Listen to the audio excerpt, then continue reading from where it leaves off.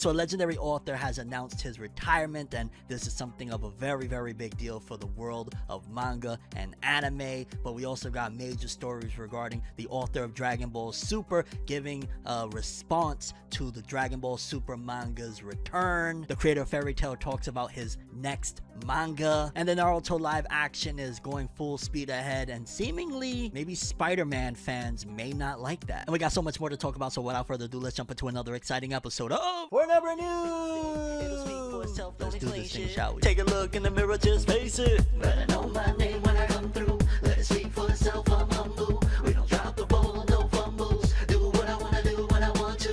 Do what I wanna do when I want to. Do what I wanna do when I want to. And before we continue, make sure to subscribe and hit that bell to get all notifications. I got you covered in the world of anime and manga. Hit them buttons, subscribe, bell, check the channel here and there for updates because we upload regularly, frequently, daily. Let's get started. Okay, people, so I was recently contacted by Kodansha, one of the world's largest manga publishing companies globally. Like, legitimately, they're just one of the biggest. They produce series like, of course, Fairy Tail, Seven Deadly Sins, Attack on Titan. Kodansha, yeah, they're you know of them even if you haven't heard the name because they're that big. And when I was contacted, they gave me word that one of the most iconic and legendary manga authors in the world is seemingly planning his retirement. He announced it, and it's a very big deal. Whenever a major author, a notable author, talks about their retirement, it usually means the industry is going to change as a whole because, yeah, notable authors are usually the ones that make the most, you know what I'm saying, notable contributions to the industry. And if you don't know about this author, I just want to give you a little bit of context. This is the same creator that did one of the most popular series of all time. You may have heard of it. It's called Gantz. Yeah, very big deal. He also did one of my personal favorites, honestly. This anime was just something I've never seen in a trillion years, and he was the one that created the manga, Inuyashiki. That was just a radical departure from anything ever experienced ever. It was just like something completely different, and yeah, this guy, he's made some masterpieces, to say the least. Inuyashiki, masterpiece. Gantz, one of the most popular things of all time. Incredible story. Very controversial, some might say. But nevertheless, this man, he made some absolute greatness. And I don't want to waste your time. Let's get straight into this article. Gantz creator Hiroya Oku to retire after latest work. Quote, follow it to the end. There's no mistaking a Hiroya Oku manga. It's unpredictable, unmistakable, and utterly entrancing. A pioneer who brought digital tools into Japan's traditionally hand-drawn manga industry, Oku has won over sci-fi fans worldwide. Now he's set to retire from manga after his latest work, The Sweet 60 Princess.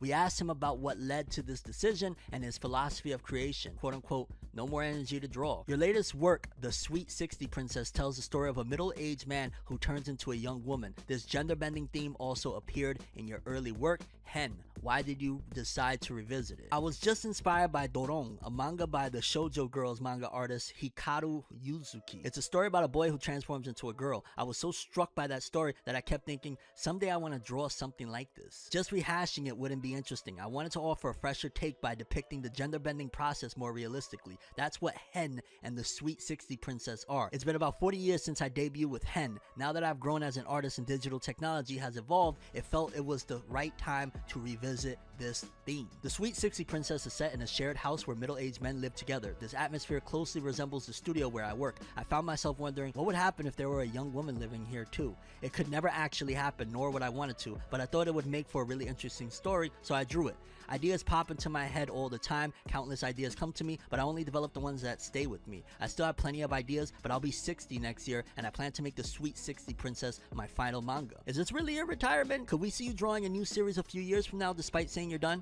No, this is it. I've made up my mind. To be honest, I just don't have the energy to keep drawing anymore. The desire to create is still there, but coming up with a story, drawing it, and keeping the process going, all of it takes an enormous amount of energy and stamina. I just don't have the energy to do that anymore. The Sweet 60 Princess is my shukatsu, end of life preparation in Japanese, as a manga artist. The old men who appear as characters are reflections of the production team members, myself included. I think of this manga as a portrait of the life of the man at its center. There are no aliens, no UFOs, but I hope readers will follow this journey to the end. Rewrote the rules of Japanese manga. You've long been highly acclaimed worldwide as a pioneer in introducing digital tools to manga backgrounds. How did that come about?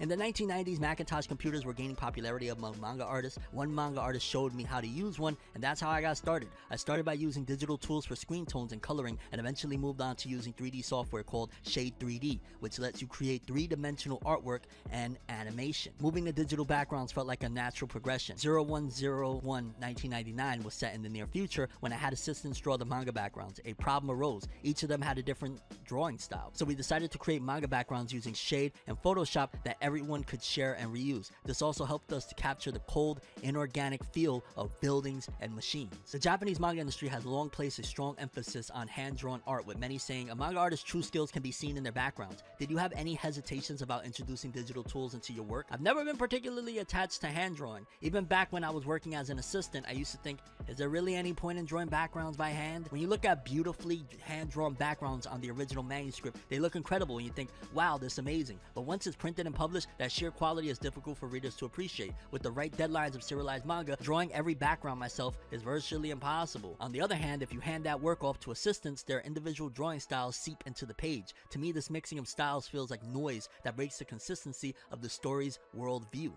If you are chasing both efficiency and high quality results, transitioning to digital is simply an inevitable step, I believe. Still, things like debris from collapsed buildings or rising smoke can't be reproduced with the software available to me, so I draw those by hand. The same goes for people and creatures. Readers don't empathize with objects, they empathize with living beings. That's why I have to draw them by hand. I have to make them act. However you slice it, the hard parts stay hard. Realism above all, bringing cinematic techniques into manga. You tend to draw protagonists who have no place in society and are often timid, gloomy, and isolated. Why is that? That's because I want to draw manga that reflects the real world. The stereotypically manga-like characters who get a thrill from a life-threatening situation or who risk their life for some grand cause like saving the planet. That kind of person rarely exists in real life.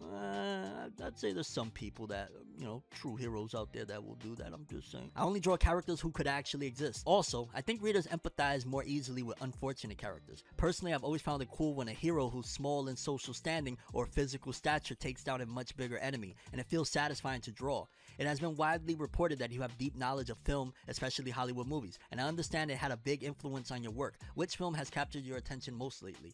The Equalizer 2014. I used to name a different movie, but my answer has changed since then. I find it satisfying to watch a protagonist fight for the weak without expecting anything in return, and just as satisfying is the way the entire film is crafted. As I see it, a hero is less about being strong and more about helping others, and that's true of this film's protagonist too. The reason I made Kato the second protagonist in Gantz 2000 was that he was a kind person, and Kurono, the main protagonist, eventually became someone who helps the weak as well. The same is true of my latest work, The Sweet 60 Princess. I made him the protagonist because he's the kindest man.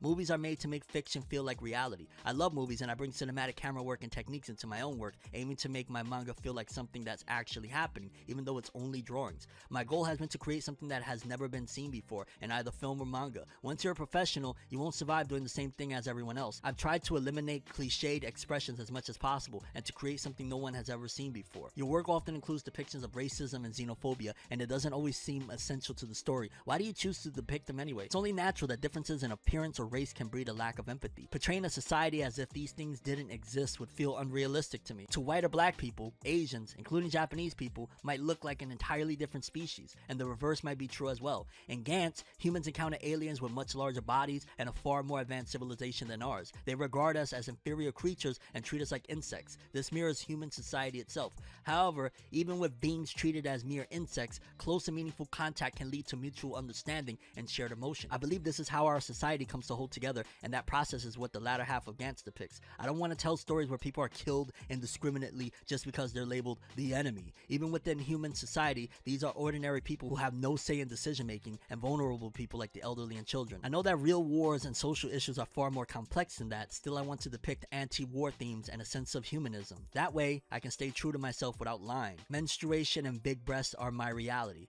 From your earliest works to your latest, you depict female characters' menstruation and pregnancy in a relatively natural way. That's unusual among manga artists working in seinen, young male, magazines. Why do you draw them? I don't think menstruation and pregnancy are things that should be avoided in manga. That's because these are things that naturally happen to women. Depicting them more than necessary will feel unnatural, but I believe showing those ordinary parts of life is what helps create realism. However, their breasts seem somewhat unrealistic. Is there a particular reason for that?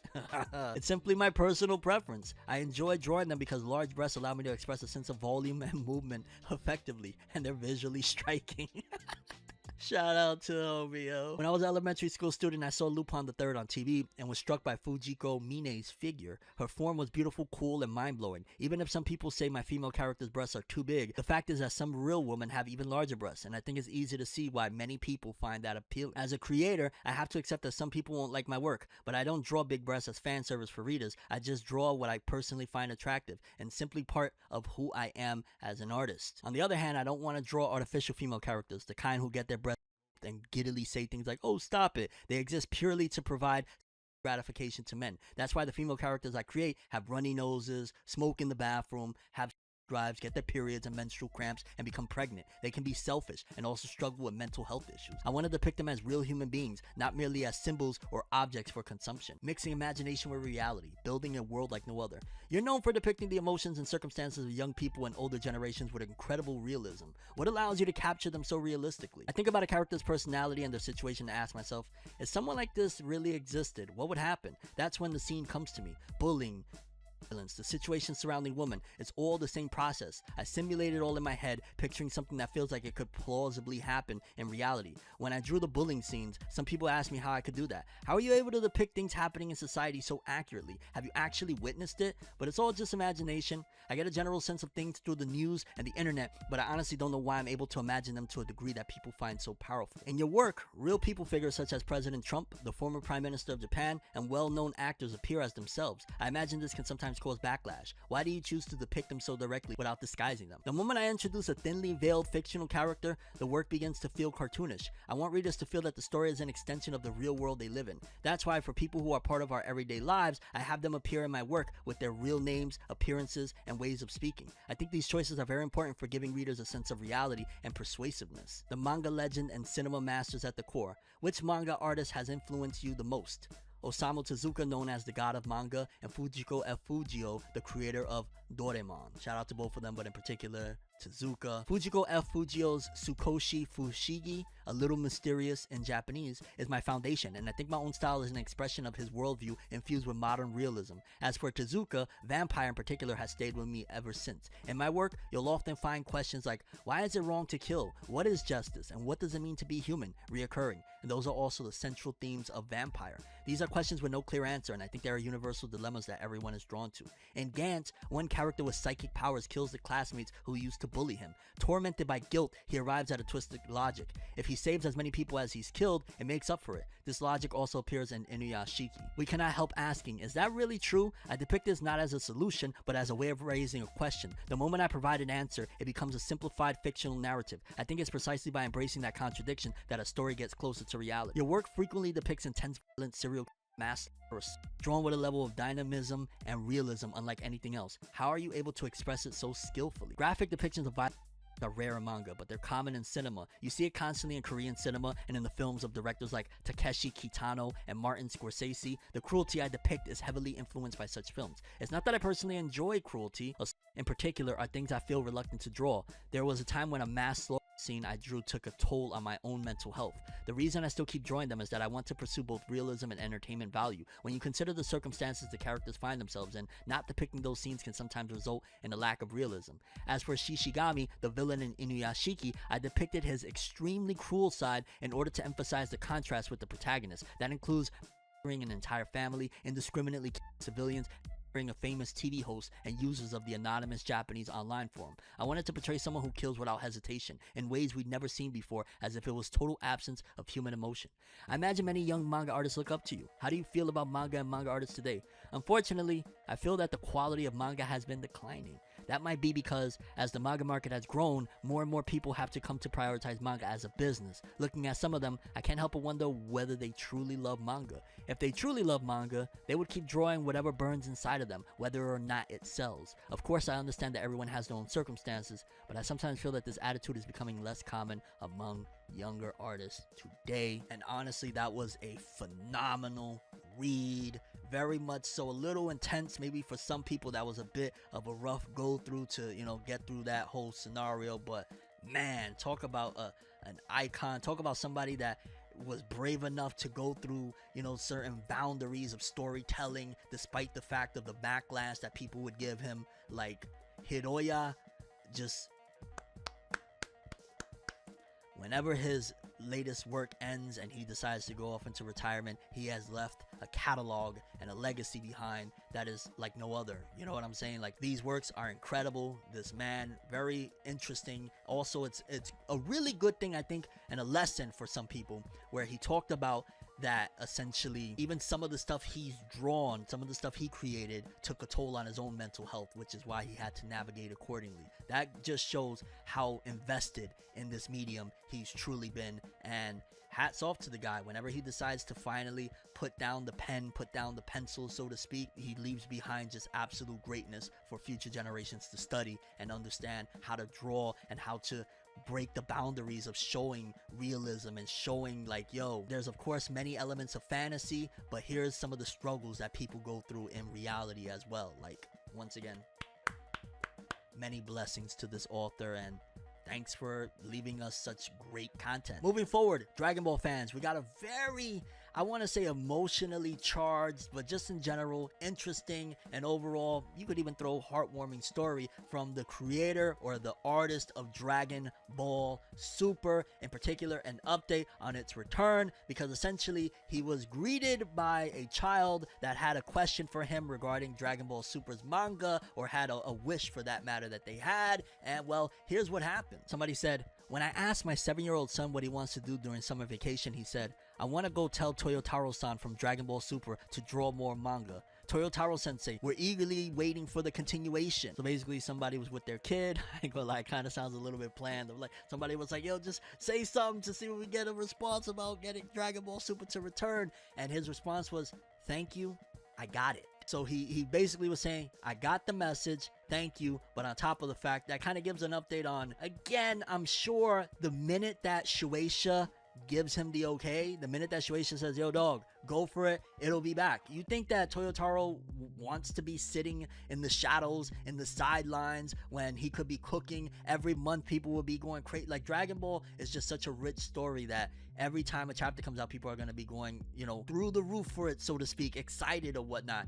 Dude does not want to be on the sidelines, and him saying thank you, I got it, again, is not only a heartfelt thing for this child, if this story was true or whatnot. Possibly you could argue maybe this child might look at this guy as a hero. You know what I'm saying? So him giving kind of an update on it, thank you, I got it, also could mean thank you, I got it, I'm gonna make stuff happen. Because he's been teasing that he wants to bring it back. He's been teasing that he's trying to whatnot. He's been probably ready to bring this back for a very, very long time. Like, you got to imagine also, like, remember, every time a volume of Dragon Ball Super comes out, he gets paid. You know what I'm saying? When new material comes out for Dragon Ball Super, Toyotaro gets paid. So why wouldn't he want to, you know, continue on with this journey? On top of the fact that this guy's been a Dragon Ball fan for who knows how long. He loves this franchise. He wants to bring it back. He's probably going to bring it back sooner than later. And I just thought that this was a nice, it was a emotional thing of like a kid saying, like, you know, their only wish is that Dragon Ball will return, that Toyotaro will bring it back, and Toyotaro responding. That was kind of heartfelt. It would have been a little bit nicer if he would have said, thank you, I got it, release date, boom. You know what I'm saying? If Shueisha would have been a little bit better with the communication and a little bit better with letting this artist in particular have the freedoms to do things like this. Like, I get it, Dragon Ball major IP, but come on, bro. You got the anime about to return. They just announced like they're doing this Burger King collaboration. I think that's like happening in September supposedly or whatnot. The wheels is in motion for Dragon Ball to return. Why not have the manga return simultaneously? Like, it would bring awareness back to it, everybody be running back to it, and at the same time, once the material from Dragon Ball Super, because there's only like 2 arcs of manga that are there to be adapted. After that, no more. And on top of the fact that this is a monthly series, it'd be better to bring it back sooner than later. It should have been back a long time ago at this point. Like, you know, when he was doing those one-shots, I'm sure that was him saying like, yo, I can bring it back. I'm willing and ready. It's legitimately seeming that the powers that be are once again the ones behind the scenes that are kind of holding this aspect back of Dragon Ball Super returning with the manga and new stories or whatnot. And I'm going to just throw this in here, and I might actually have a full-on discussion at some given point about this, but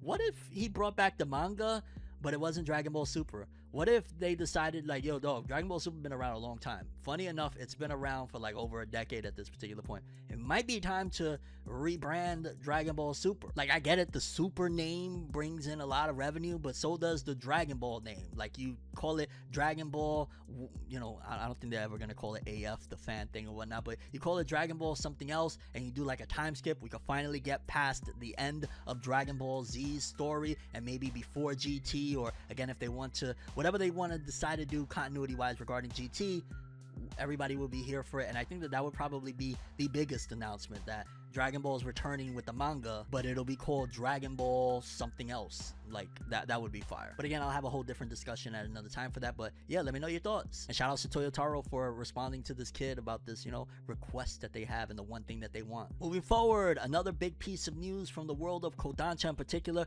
regarding Fairy Tail. Hiro Mashima, one of the biggest authors from Kodansha, an iconic author in general, one of the biggest authors out there as well, has confirmed that basically he's working on a new work. He's working on a new manga. Mind you that this dude is, and I'll always say this, one of the best at just doing quite a bit. He does so much and he continues to do it, and this guy don't stop, and that is one of the most inspiring things, and it's because he loves his work. When you don't love the work, you're not going to be able to do that. When you love the work, when you're actually inspired, when things is going the way that you want it to, or in general the story is going, or whatever the case may be, that's when you can do like what Hiro Mashima is doing. Because basically, Fairy Tail creator Hiro Mashima revealed he's currently working on a new project. He's saying, currently brainstorming a new project, but my biggest rival has turned out to be my own work. Gonna give it my all. Because again, mind you, he currently right now is doing the Fairy Tail Re-Fantasia manga, unless he already did that and he's kind of just handing in the the manuscripts and whatnot. But he got the Re-Fantasia manga, he got that monthly manga he's been doing for a while, like, and various other projects that he's been working on. I gotta imagine that Hiro Mashima, when he was talking about his own work has been his biggest rival, it's probably the Fairy Tail situation, because and he's also doing 100 Years Quest. How could I forget that? You know what I'm saying? That's a lot. Rivalry wise, I gotta imagine he's talking about Fairy Tail, because with the Re-Fantasia manga and the return of Fairy Tail, people are probably pressuring him like, yo, why don't you just bring back Fairy Tail with you doing the art and story? You know what I'm saying? Like, finish off 100 Years Quest, because he doesn't do the art on 100 Years Quest. He only does the story or whatnot. Finish off 100 Years Quest, finish off that monthly manga, and just bring Fairy Tail back and really go hardcore and put it in the original magazine that it was. Because 100 Years Quest, I don't even think is in the big magazine. It's in like a smaller publication as well. So he's probably having that pressure, obviously coming off of Eden Zero that was successful, but not nowhere close to the levels of Fairy Tail. So he's probably looking at, well, do I do a new story? Which he's said in the past that he wants to do a new story. But at the same time, with Eden Zero not reaching the heights of Fairy Tail or, Rave Master or whatnot, he's probably looking at which way to go, what direction. Like, his past works is kind of influencing probably his decisions now on, well, where do I go from here? And honestly, whatever he decides to do, I think it'll be hopefully within his best interest. If he doesn't feel inspired to do more Fairy Tail anymore, because he's already been doing 100 Years Quest all this time and he just did Re-Fantasia, then that's understandable. Financially wise, maybe it might be the best to do Fairy Tail again, return with it. People would love it. It would be major. But at the same time, if he doesn't feel inspired in that realm, it's understandable, and you got to do what's best for yourself. I mean, that monthly manga he's been doing, it only probably is still going because he probably felt inspired and also got some great feedback or whatnot, but that was originally supposed to be a short run. If Re-Fantasia is getting the love that I think it's getting, he might be getting people telling him like, Fairy Tail, that's where you should go, dog. Regardless of what, looking forward to seeing whatever Hiro Mashima comes up with next. Currently reviewing Fairy Tail Re-Fantasia over on the members only side of things. If you want those reviews, go join, become a member. We got a bunch of content coming, all sorts of stuff. And yeah, what do you think Hiro Mashima should do though? Do you think he should go with doing another Fairy Tail story, a brand new manga in general? Like, which direction you think is best for him? Okay, last but not least, this story right here is for the most part a very smaller update, but nevertheless I thought it was very interesting because they've been putting out more press releases, once again just reaffirming that the Naruto live action is happening. The director behind it, Dustin Daniel Cretton, is very much so on board, and the thing about it is he was one of the major key players on the Spider-Man movie, Spider-Man Brand New Day, that is out right now, and just breaking records, and everybody is just like praising it and just saying like, yo, this is what we're supposed to do. So immediately when you hear all of that, you can do nothing but think, yo, Naruto is in such great hands. It's probably no better hands that it could be in than somebody that is having this level of success and this level of notoriety and all of that stuff. Like, right? Like, Naruto has to be, you know, destined for great things. Hey, wordplay, destined, then you could destined. Hey. Because for the most part, the press release that they've been pushing yet again is that Naruto live action movie directed by Destin Daniel Cretton aims to begin production in the first half of 2027. The Lionsgate adaptation of Masashi Kishimoto's legendary manga has been in development since before Cretton's involvement in Spider-Man Brand New Day. And the thing about it is that it has been kind of raising up the chatter, so to speak. People have been, you know, in the chat talking or whatnot, is the fact that his involvement in Naruto, especially if it's getting ready, you know, it's gearing up for production and whatnot, is going to put a halt to Spider-Man's, you know, Spider-Man 5. Spider-Man 5 is probably going to take a while, because if we want the best possible product, if we want anywhere close to a similar realm of success of what's happening with Spider-Man Brand New Day with this Naruto live action, he needs to give his undivided attention to this Naruto movie. Like, we want a good movie. Like, I think for the most part, outside of the cynics, I think most part people will agree, everybody wants the Naruto live action movie to be good, right?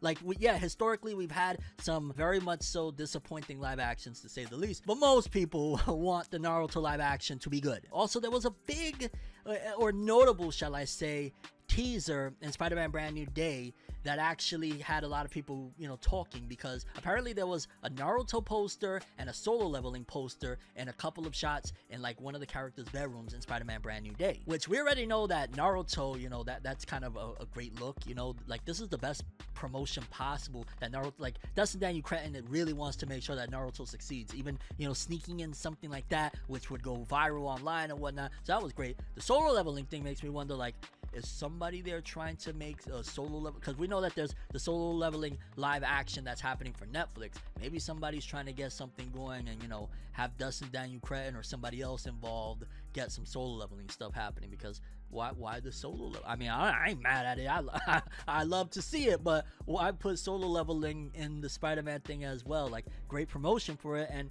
yeah, maybe could just be a fan, could be, you know, kind of fishing to see, like, maybe you could get solo leveling too. Regardless of what, very interesting stuff. And yeah, Spider-Man fans, you're gonna be waiting a bit for that next Spider-Man movie. It's Naruto time right now, okay? It's Naruto time, baby. And we want this to be a great live action to remember and really bring the Naruto franchise back into even further prominence, because it's still like, yo, you can't put Naruto, like, Netflix is always telling you Naruto's the biggest anime still. It's still their biggest anime, and they got like all the newest titles, all the hot stuff, and Naruto is still outdoing. Come on, come on. But that's all I have for this one. I'm ForneverWorld, as always, people. Have an awesome day. You guys just watched another episode of Fornever News. Thanks for watching. Peace in, y'all. Yeah, yo, this was a good episode. Once again, shout out to that iconic and legendary author, created Gantz, Inuyashiki. Still working, but it seems that his retirement is gonna happen.